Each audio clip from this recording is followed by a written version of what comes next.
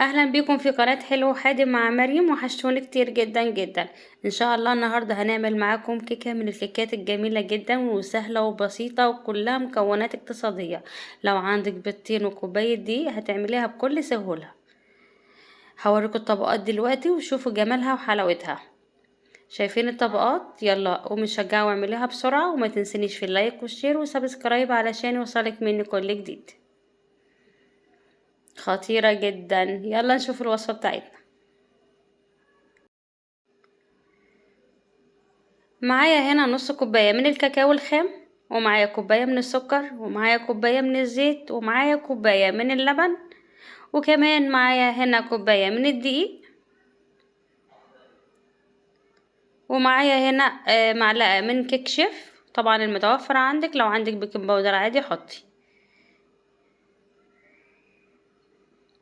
هشيل الحاجات كده من قدامي. نسيت اقول لكم ان هنا كان في كمان بيضتين. تمام. كل المكونات هنحطها في الخلاط، مفيش اسهل ولا ابسط من كده.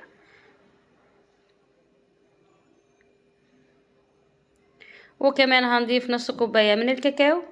الكاكاو ده خام يا جماعة، مش حلو. وهضربهم في الخلاط. وهنزل بكوباية الزيت خيط رفيع علشان الصوص ما يفصلش مني. هخلص ضرب وهرجع لكم. خلاص كده انا خلصت ضرب. هوريكم الصوص بتاعي عامل ازاي. شايفين تقيل جدا وناعم وبيلمع وحاجة كده من الاخر. تحفة. انصحك ان انت تجربيه وان شاء الله يعجبك. وهاخد هنا كوباية من الصوص بتاعي. تمام. وهحطها على جنب وهقول لكم ليه. شايفين القوام بتاعه تقيل جدا.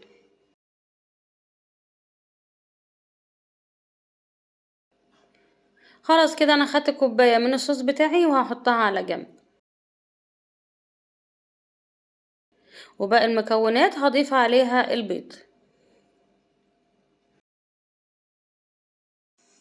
ومقاديرنا كلها موحدة. الكوباية اللي نعاير بيها نعاير بيها كل حاجة علشان الكيكة تطلع معاكي مظبوطة.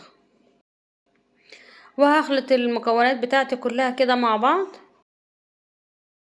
ممكن كمان الكيكة دي تعمليها من غير خلاط، ممكن تعمليها بايديكي، مفيش مشكلة خالص. معايا هنا رشة من الملح، ومعايا معلقة من الفانيليا السايلة بتفرق معاكي كتير جدا طبعا. ومعايا معلقة خل علشان بيضيع زفارة البيض. وهضرب كل المكونات بتاعتي كويس جدا. خلاص كده انا ضربت كل المكونات بتاعتي. هجيب بولة وهحط فيها الخليط.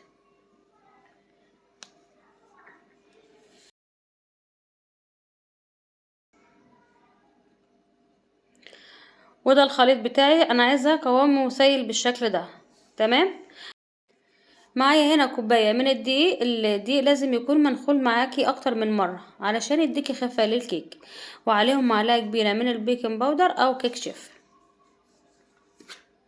تمام. وهخلطهم كويس جدا، او ممكن تنخليهم يعني مفيش مشكلة. تمام.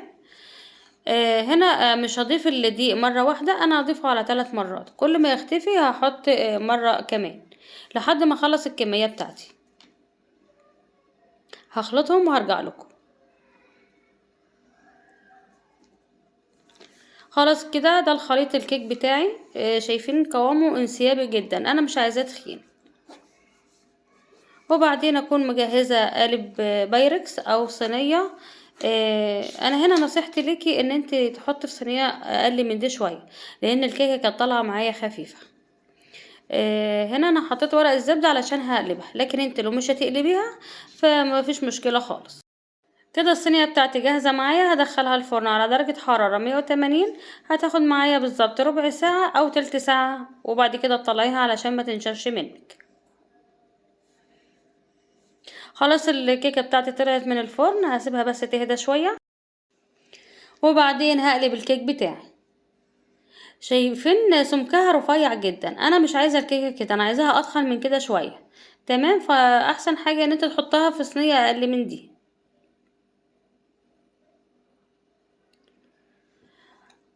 الخطوة دي لو انت حابة تعمليها اعمليها، حابة تستغنى عنها براحتك. انا هنا هسقيها بكوباية من اللبن. اللبن ده انا حطيت فيه معلقتين من السكر. تمام. فايدة اللبن ايه؟ بيديكي هشاشة للكيكة بتاعتك. تمام. وهضيف الطبقة التانية وهي طبقة الموس. الموس ده يا جماعة بديل الكريم شانتيه، بيتضرب زي الكريم شانتيه بالظبط. كوباية موس كوباية مية، وطبعا مش هنحط عليه اي اضافات لانه كل الاضافات بتاعته موجودة فيه، بس طعمه جميل جدا جدا. طيب لو مش متوفر عندك الموس، هتجيبي كوباية من الكريم شانتيه، كوباية من المية، وربع كوباية من السكر، وهتضيفي عليهم معلقة من الكاكاو او معلقة من الصوص بتاع الكيكة. تمام. الموز ده بنجيبه من مستلزمات خامات الحلواني. كده انا خلاص خلصت الصينية بتاعتي، هدخلها التلاجة ولما تشد شوية هرجع لكم. وده شكل الصينية بتاعتي بعد ما دخلتها التلاجة. انا خفيت هنا الصوص بتاعي بحبة من الحليب. تمام. وهفرده على سطح الكيك بالشكل ده. وهنا هفرده على سطح الكيك بالشكل ده، وحطيه بالمعلقة علشان الطبقات بتاعتك ما تختلطش ببعضها. ولو عايزين طريقة عمل الموز اكتبوا لي في التعليقات وانا هعمله لكم فورا. خلاص كده انا سويت سطح الكيك بتاعي بالصوص كله. هدخلها التلاجة تتمسك معايا وهرجع لكم. وده شكل الصينية بعد ما طلعتها من الفريزر بعد ساعتين علشان تشد معايا واعرف اقطعها. انا هنا هقطع الجاتو بتاعي على 12 قطعة. طبعا الحجم اللي انت عايزاه قطعي براحتك خالص. تمام. ولو عايزة برضو تزينيها ممكن تحطي لها كمان كريز او عين جمل، طبعا حسب المتوفر عندك. انا هنا مش هحط لها اي حاجة خالص. انا كده خلصت تقطيع، هنطلع واحدة وهنشوفها مع بعض حالا. شايفين الجمال؟ تحفة. عايزة اقول لكم لو انت عايزة ان هي تكون عالية عن كده ممكن تحطيها في صينية صغيرة زي ما انا قلتلك. تمام. شايفين الجاتو؟ خطير جدا، طبقات متماسكة وحاجة كده وهم. اتمنى تجربيه ويعجبك. شايفين عملنا 12 قطعة من الجاتو ببيضتين وكوباية دقيق، واحلى وانضف 100 مرة من بره. يلا قومي تشجعي واعمليه، مش هيكلفك حاجة خالص، وتحلية سهلة وبسيطة وسريعة. ولو عجبكم الفيديو اعملوا لايك وشير وسبسكرايب علشان يوصلك مني كل جديد. ودلوقتي اقول لكم باي باي.